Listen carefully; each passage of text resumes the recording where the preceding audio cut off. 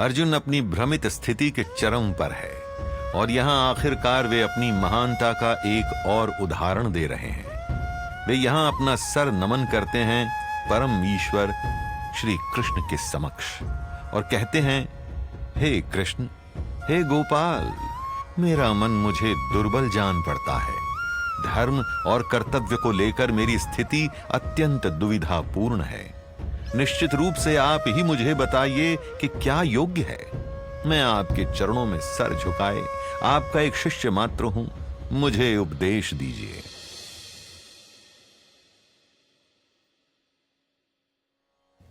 ये भगवत गीता के अत्यंत महत्वपूर्ण श्लोकों में से एक है। कारण जानिए। अब तक अर्जुन अपनी उलझनों की गांठ स्वयं सुलझाने का प्रयत्न कर रहे थे, परंतु एक गांठ सुलझती तो उससे पहले दो और लग जाती। मानो किसी को दुविधा की मकड़ी ने अपने जाल में ऐसा फांस लिया हो कि वो जितना छटपटाएंगे उतना ही उलझते जाएंगे।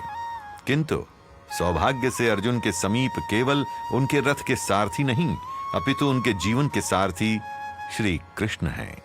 यहां अर्जुन एक ऐसा महत्वपूर्ण कदम उठाते हैं जो न केवल उनके लिए अपितु सदा सदा के लिए समस्त मानव जाति के कल्याण में सहायक होगा।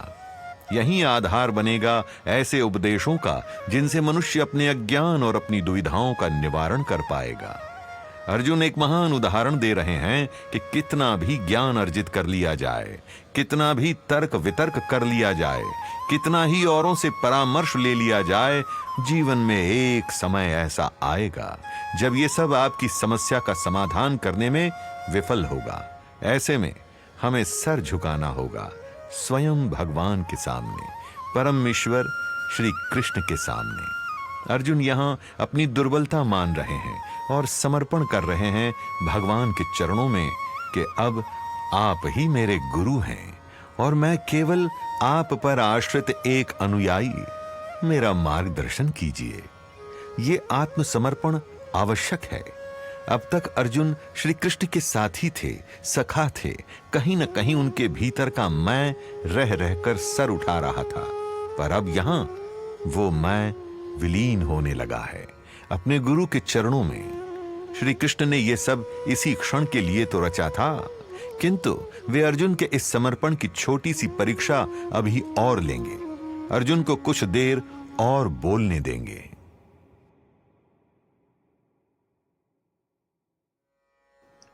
अर्जुन यहां स्वयं को दुर्बल कह रहा है, किंतु सत्य तो यह है कि यही उसका सबसे बड़ा बल झलकता है।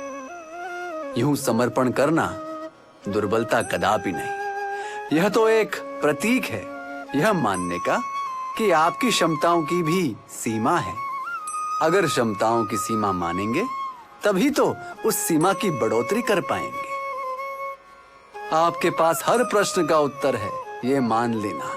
आपको किसी की आवश्यकता नहीं, आप में इतना सामर्थ्य है, यह मान लेना। यह सब तो अहम का, अहंकार का प्रतिबिंब है। किंतु सही समय पर सर झुकाकर यह कहना कि कदाचित आपके पास इस प्रश्न का उत्तर नहीं अथवा आपको आवश्यकता है मार्गदर्शन की, यह न केवल विनम्रता का प्रतीक है अपितु एक साहसी कदम भी है। जो विनम्र रहेगा, जो सही समय पर समर्पण करके नई सीख लेने को तैयार रहेगा, जीवन के युद्ध वही जीतेगा। आंधी के बीच जो वृक्ष झुक जाता है उसे आंधी कभी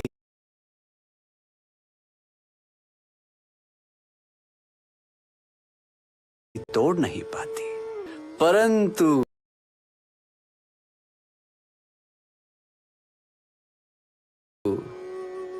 समर्पण का अर्थ यहां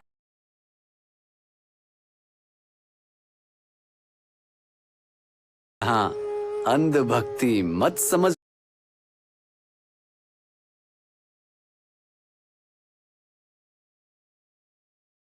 लीजिएगा।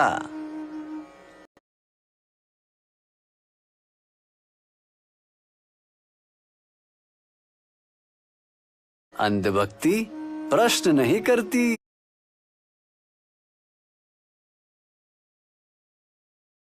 अपने विवेक को नहीं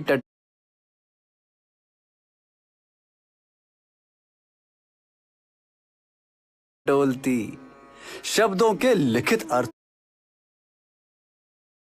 को तो समझती है, उनके भाव अर्थ को नहीं देखती।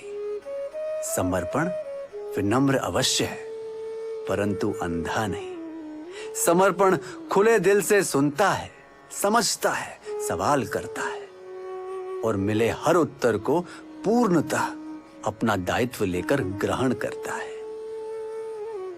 अर्जुन के भी प्रश्न अभी थमे नहीं हैं।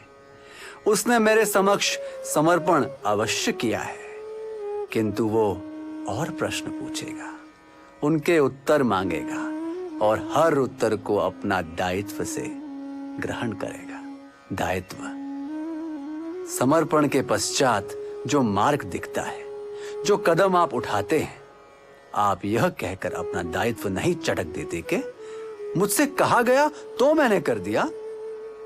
आप पूरा दायित्व लेते हैं कि मैंने खुले दिल से समझा, मुझे ठीक लगा और यह अब पूर्णतः मेरा कदम है।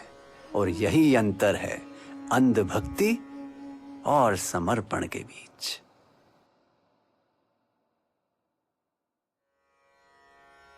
कभी कभार मार्गदर्शन की आशा प्रकट करना कठिन लगता है और यह विशेषकर तब होता है जब आपके समक्ष कोई मित्र हो, कोई अपना हो। मन में ऐसे भी विचार आ सकते हैं कि इन्हें मुझसे अधिक ज्ञान कैसे हो सकता है, ये तो मेरी ही आयु के हैं या मुझसे छोटे हैं, अथवा ये कि ना जाने ये मेरे बारे में क्या सोचेंगे, इनसे खुलकर बात करना गलत होगा। यह सभी संकेत हैं आपके भीतर छुपे एक ऐसे अदृश्य अवरोध का जो आपको प्रगति से दूर रख रहे हैं, आपको प्रगति के पथ से रोक रहा है। क्योंकि यदि आप किसी समस्या में हैं और आपको सच में किसी से परामर्श की आवश्यकता है, तो उसमें सर्वोपरि है आपकी समस्या का समाधान। यह महत्वपूर्ण कैसे हुआ कि उनकी आयु क्या है, कहीं वे गलत ना समझ लें। उद्देश्य तो समाधान ही है ना, यह स्पष्ट रखना आवश्यक है। अर्जुन मेरा सखा भी है, संबंधी भी, हमारी आयु में भी अधिक अंतर नहीं है, किंतु यहां वो इन सभी बातों को अनदेखा करके मुझ में केवल एक गुरु को देख रहा है, समर्पण कर रहा है। क्योंकि केवल इसी अवस्था में उसके मन के सभी अवरोध हट जाएंगे, वो मेरी बातों को खुले मन से ग्रहण कर लेगा। और गुरु, क्या भावार्थ है इस शब्द गुरु का। गुरु वो जो दुविधा के समय हमें सही मार्ग दिखाए, गुरु वो जो हम में छुपी हमारी क्षमताओं से अवगत कराए, गुरु वो नहीं जो हमारे लिए कोई युद्ध लड़कर हमें जिताए, गुरु वो है जो हम में ये आत्मविश्वास जगाए कि हम स्वयं अपने बलबूते पर किसी युद्ध में जीत के लिए सक्षम हैं। युद्ध तो अर्जुन ने ही लड़ा ना, मैंने नहीं। मैंने केवल उसमें सही मार्ग पर चलने का आत्मविश्वास जगाया। समाज में, परिवार में कोई भी आपका गुरु हो सकता है। जिससे सीख मिले वो गुरु। विनम्र रहिए, सीखते रहिए।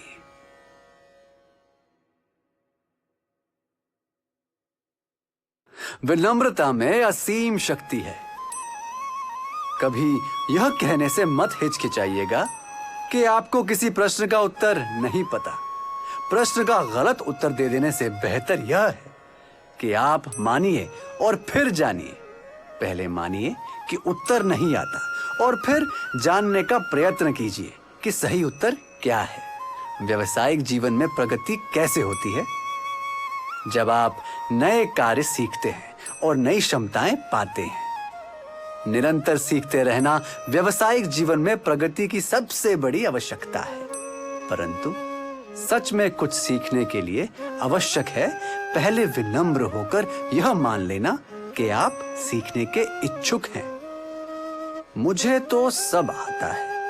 हर पल ये जताने का प्रयत्न करना खोखला अहंकार है, एक भूल है जो सफलता में बाधक होगी। ऐसा करने वाले लोग अभिमान का एक पिंजरा बना लेते हैं अपने चारों ओर, और प्रगति इस पिंजरे के बाहर है। सीखने के इच्छुक लोग आगे बढ़ जाते हैं और इस पिंजरे में फंसे लोग बस देखते रह जाते हैं। अरे भाई, क्यों रुके हैं आप?